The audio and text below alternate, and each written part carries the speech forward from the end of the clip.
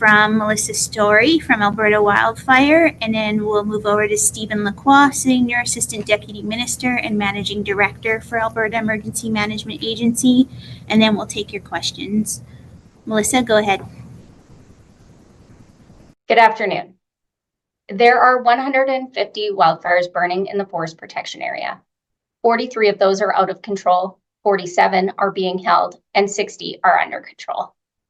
Many parts of the province saw rain over the past couple days, which has helped lower wildfire behavior and the wildfire danger across most of the province. In fact, we have recorded more than 100 millimeters of rain in some areas over the past 72 hours. While it's not enough to put out fires, it is helping with our operations. There have only been a handful of new wildfires recorded in the forest protection area over the last 48 hours, allowing firefighters to focus on the task at hand. They are making use of reduced fire behavior and have made significant progress building fire guards and actioning hotspots, but there's still a lot of work ahead. The wildfire danger in the southern parts of the province remains extreme, which means a wildfire can start easily and spread quickly. Scattered showers are possible over the western boreal this afternoon. Along with that comes the potential for lightning. Crews will continue to be on high alert to respond to any new wildfire starts in the coming days. An increase in temperatures is expected next week, and along with that will come an increase in the wildfire danger. The fire ban remains in place for the forest protection area of Alberta. We know rain has fallen in many places, but in others it has not. Alberta Wildfire appreciates the support and compliance of campers and recreationalists in respecting the fire ban. This allows our firefighters to stay focused on the current wildfire situation. We have welcomed over 250 firefighters from agencies across Eastern Canada and internationally over the past week, and will continue to do so with the arrival of firefighters from Quebec, Australia, and South Africa joining us tomorrow. We are grateful for the unwavering support we receive from our partners at home in Canada as well as internationally. Our top priority continues to be supporting the town of Jasper and aiding Parks Canada as they fight the wildfire burning in Jasper National Park. We have resources and equipment available to further assist when requested by Parks Canada. We will continue to stay in contact with the incident command team set up in Hinton and are ready to support as needed. Cooler, rainy weather is helping the firefighters in their efforts of trying to put out some of these wildfires. We all must be patient. We know this will take some time, but rest assured, good progress is being made. Thank you. Thanks, Melissa. Stephen, go ahead. Thanks, Sheena. Thanks, everyone. The Provincial Emergency Coordination Center remains at level 4 to coordinate the provincial government's response efforts to all impacted and hosting communities. The estimated number of evacuees remains at 17,100.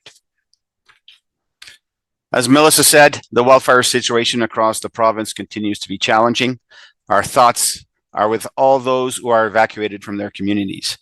While the recent rain does help, we're anticipating hot and dry conditions for much of the province in the coming days, starting around Wednesday, if my memory serves me right. So this is a critical point in our wildfire response, and our collective actions matter. So I'm asking all Albertans to remain vigilant and to follow all fire bans and restrictions to minimize fire starts. While Parks Canada is in the best position to share specific details on the situation on the ground, I can say that the firefighting efforts are ongoing in the Jasper National Park and the Jasper town site. The Alberta Emergency Management Agency continues to work in close coordination with Parks Canada, the municipality of Jasper, Alberta Wildfire, and all other responding agencies to ensure response and remediation efforts are supported with the full weight of the government of Alberta. We have field officers and emergency social services officers from the agency embedded with the local incident management team in Hinton, and a number of other resources deployed.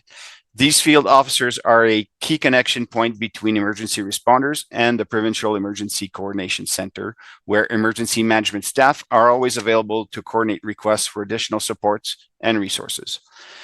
We have also coordinated the deployment of more than 250 wild and urban interface personnel directly to Jasper. These firefighters and incident management personnel come from across the province and have specialized training to support the complex firefighting efforts in Jasper. Firefighters from Hinton, Edmonton, and 30 other municipalities are now on the ground in Jasper, working hard to protect homes, businesses, and critical infrastructure. I know that Albertans and people right across the country, and indeed the world, are watching the situation very closely, and I want to ensure everyone that we're doing everything that we can to prevent further damages in town and set the stage for a successful recovery. I want to thank all first responders that have banded together to help Jasper and across the province. Your hard work and dedication makes a difference. Your efforts are appreciated, and we will continue to support you. To the evacuees of Jasper, we're with you. I want to reassure all Jasperites that we are doing everything in our power to protect the town as we begin to assess the damage. Some positive news. Parks Canada has confirmed that all critical infrastructure in Jasper was successfully protected, including the hospital, emergency services building, the schools, the activity center, and the wastewater treatment plant. While firefighting efforts are still underway, crews have begun working on repairing communication networks and connecting critical infrastructure to utilities where possible.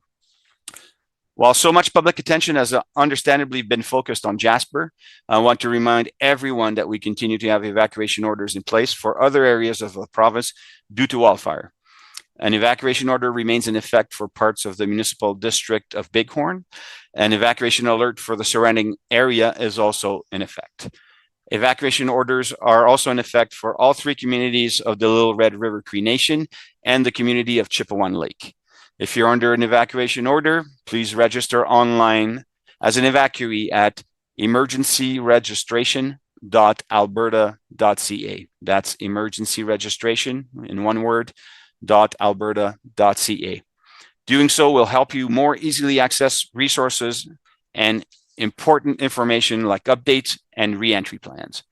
We recognize that this is a deeply troubling time for Albertans who have had to evacuate, and we're working hard to make sure they are able to get the help they need.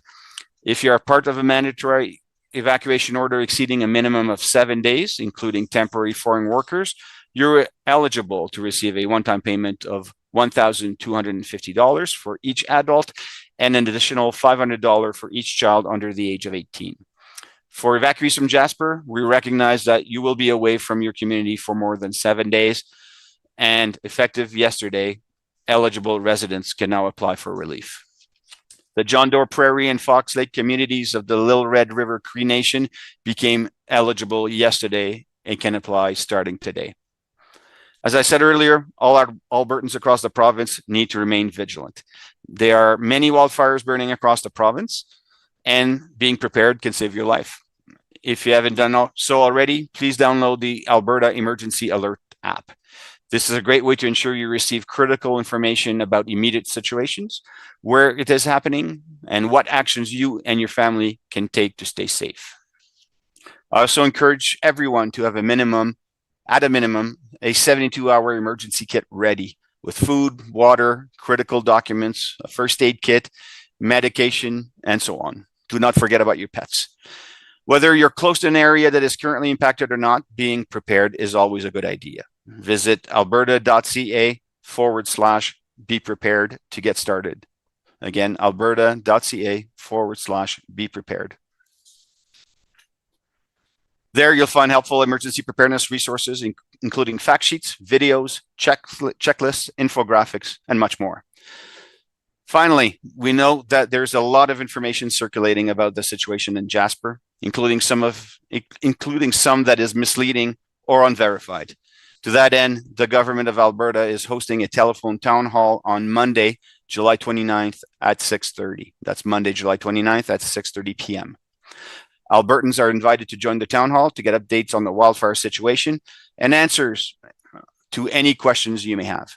For information on how to join, visit alberta.ca/emergency. alberta.ca/emergency. We're doing our best to keep everyone well informed, and I would advise all Albertans to continue to stay connected to their local authorities' website and social media channels for up-to-date information. Thank you very much. Thanks, Stephen. We'll now get to questions. If you do have a question, please put your hand up. One question, one follow-up, and please ensure you state your name and media outlet. And with that, we will begin with Jonathan. Go ahead. Hello, Jonathan Bradley, Western Standard. So my question is for Melissa. So we've obviously seen a decline since yesterday's event where there was about 173 wildfires, if I'm not mistaken. Now we're dropped to 150. What particular actions has Alberta Wildfire been emphasizing on to reduce wildfire totals? Well, I think the rain plays definitely a big part in the lower fire behavior, but it allows crews the ability to get out there and make real good progress on our wildfires. So when we see less active fire behavior, obviously our efforts of dropping water on wildfires and digging up hotspots is going to be more successful than it would be if we're seeing higher wildfire behavior. So the lower temperatures and the higher relative humidity that we're seeing are really helpful in keeping that wildfire behavior lower. So we're making some good progress on the current wildfires that are on the landscape. Okay, and my follow-up pertains to the firefighters coming in from internationally, so from New Zealand, Australia, and South Africa. So you mentioned that they'll be coming in tomorrow. What was the process like for coordinating these firefighters to come in? We work with our partners at the Canadian Interagency Forest Fighting Center. So they have agreements in place. We also have agreements in place internationally that allows us to mobilize these crews very quickly and get them here as quickly as we can to help support our firefighting efforts.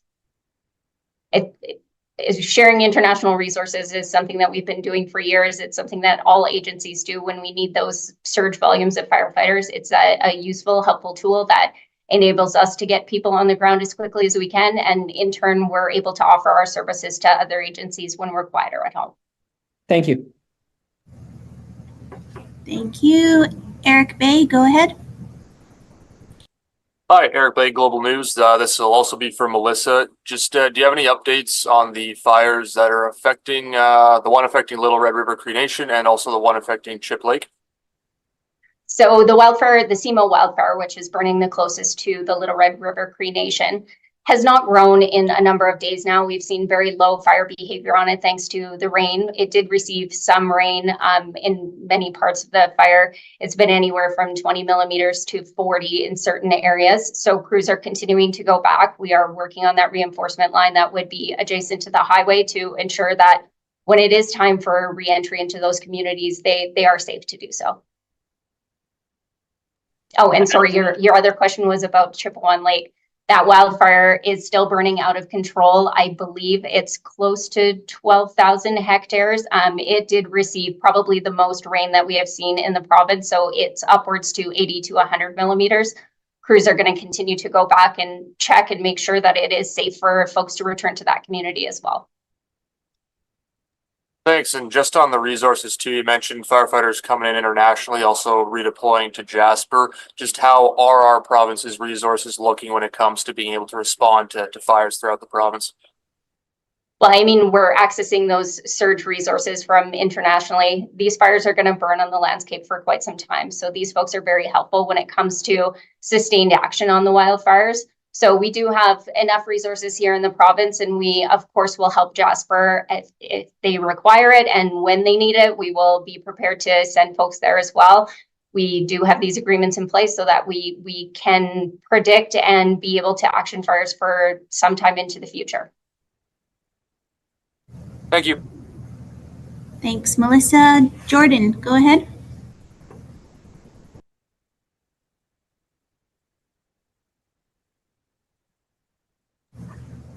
Jordan Small, go ahead. You might still be on mute.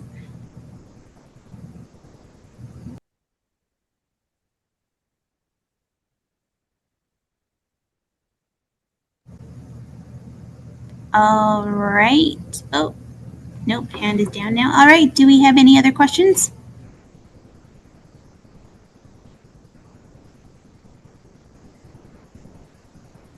Okay, just a friendly reminder that we will be sending out the daily media update after 3:30 p.m. today. Oh, Jordan, you have your hand up again. Go ahead.